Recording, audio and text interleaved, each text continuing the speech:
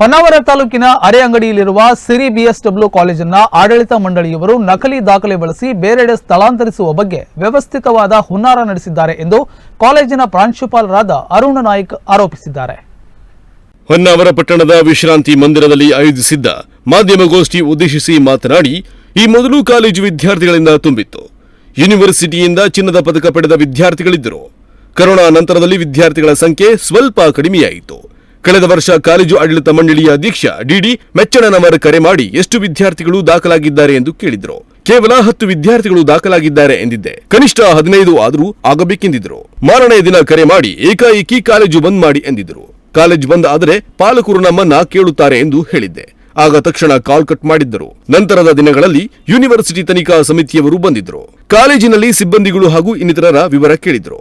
ಕಾಲೇಜಿನಲ್ಲಿರುವ ಸಿಬ್ಬಂದಿ ಕೊರತೆ ಹಾಗೂ ಇನ್ನಿತರ ಸಮಸ್ಯೆಗಳ ಬಗ್ಗೆ ಮಾಹಿತಿ ನೀಡಿದ್ದರಿಂದ ಕಾಲೇಜು ನಿಯಮಾವಳಿ ಸರಿಯಿಲ್ಲ, ಕಾಲೇಜು ಬಂದ್ ಮಾಡುತ್ತೇವೆ, ಮ್ಯಾನೇಜ್ಮೆಂಟ್ ನಮ್ಮ ಜೊತೆ ಸಹಕರಿಸುತ್ತಿಲ್ಲ, ಯೂನಿವರ್ಸಿಟಿ ನಿಯಮಾವಳಿಯಂತೆ ಇಲ್ಲದಿರುವುದು ನಿಜ ಎಂದು ಒಪ್ಪಿಕೊಂಡಿದ್ದೆ. ನಮ್ಮ ಬಳಿ ಕಾಲೇಜು ರದ್ದುಗೊಳಿಸುವ ಪತ್ರದ ಶಿಫಾರಸು ವಿಶ್ವವಿದ್ಯಾಲಯಕ್ಕೆ ಕಳುಹಿಸಿದ್ದರು.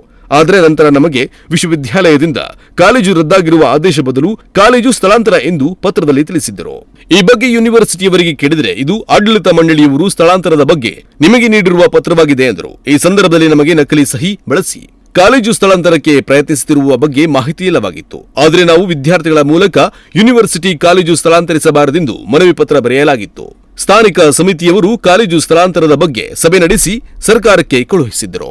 ಆಡಳಿತ ಮಂಡಳಿ ಪ್ರಾಂಶುಪಾಲರ ನಕಲಿ ಸಹಿ ಬಳಸಿ ಸ್ಥಳಾಂತರಕ್ಕೆ ಕಳುಹಿಸಿದ್ದರಿಂದ ಈ ಬಗ್ಗೆ ಲೋಕಾಯುಕ್ತಕ್ಕೂ ದೂರು ನೀಡಲಾಗಿತ್ತು.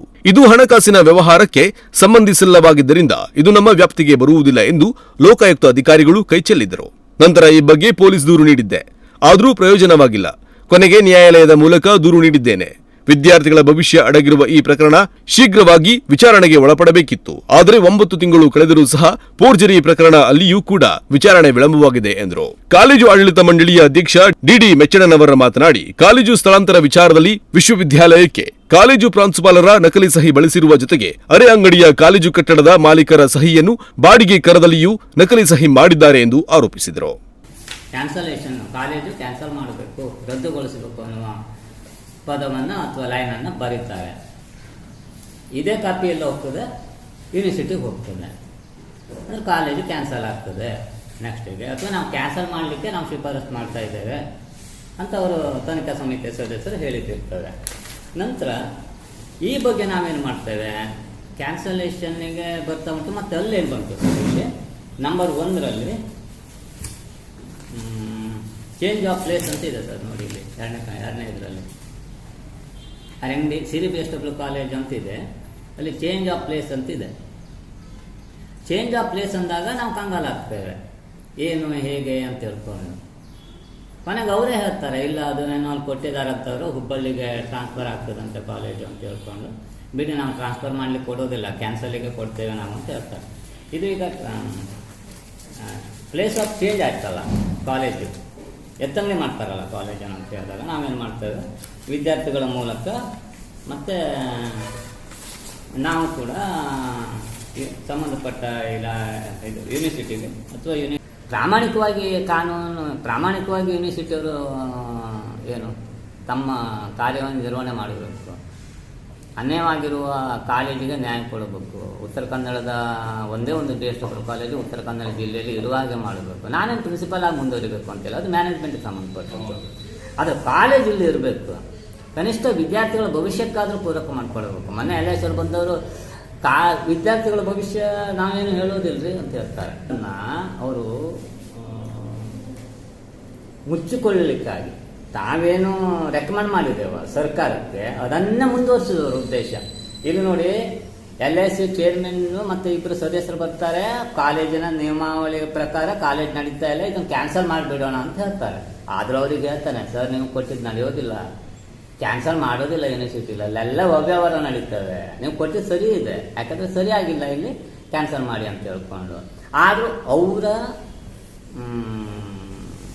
ಲೆಟರನ್ನು ಅವಗಣನೆಗೆ ತಂದು ಅಥವಾ ಏನಂತೀರಿ ತಿರಸ್ಕರಿಸಿ ಅಲ್ಲಿ ಅವ್ಯವಹಾರದೊಂದಿಗೆ ಸರ್ಕಾರಕ್ಕೆ ಬೇರೆ ರೀತಿಯಲ್ಲಿ ಆದೇಶ ಹೋಗಿದೆ.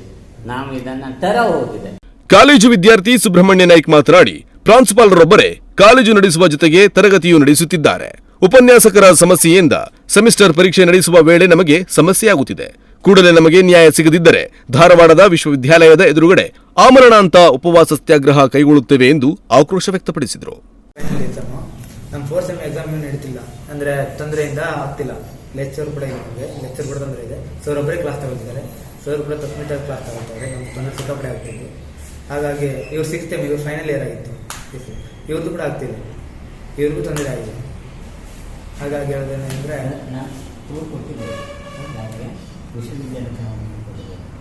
ನಾವು ದೂರ ಕೂಡ ಕೊಟ್ಟಿದ್ದೀವಿ, ಲೆಕ್ಚರ್ ಕೂಡ ಇಲ್ಲ ಅಂತ.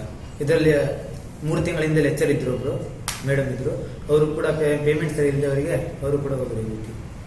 ಸರ್ ಕೈಯಲ್ಲೇ ಪೇಮೆಂಟ್ ಕೊಡ್ತಿದ್ರು ಅವರಿಗೆ.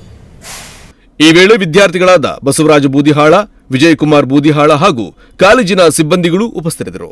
ನಾಗರಾಜ ನಾಯ್ಕ್, ನುಡಿಸಿರಿ ನ್ಯೂಸ್, ಹೊನ್ನಾವರ.